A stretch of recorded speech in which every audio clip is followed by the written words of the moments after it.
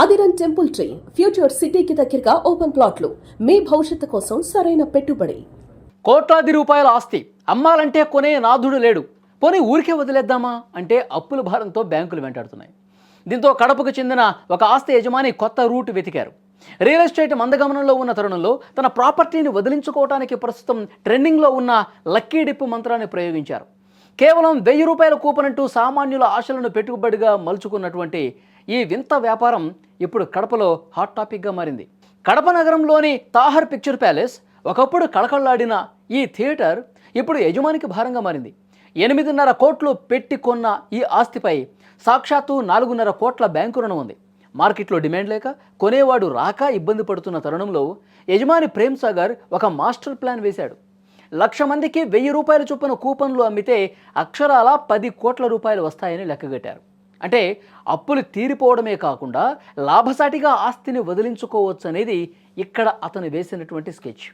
మార్చి 29, 2026న ఈ lucky draw నిర్వహించనున్నారు. మార్చి 28 వరకు కూపన్లు కొనుగోలు చేసే అవకాశం ఉంటుంది. అయితే ఈ వ్యవహారంపై సర్వత్రా అనుమానం వ్యక్తమైంది.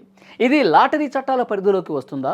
సామాన్యుల నుంచి సేకరిస్తున్న ఈ కోట్లాది రూపాయలకు గ్యారంటీ ఏంటి అన్నది ఇప్పుడు ప్రశ్నార్థకంగా మారగా, థియేటర్స్ ఓనర్స్ మాత్రం పారదర్శకత కోసం సోషల్ మీడియాలో లైవ్ స్ట్రీమింగ్ ద్వారా అందరి ముందు విజేతను ఎంపిక చేస్తామని చెప్తున్నారు.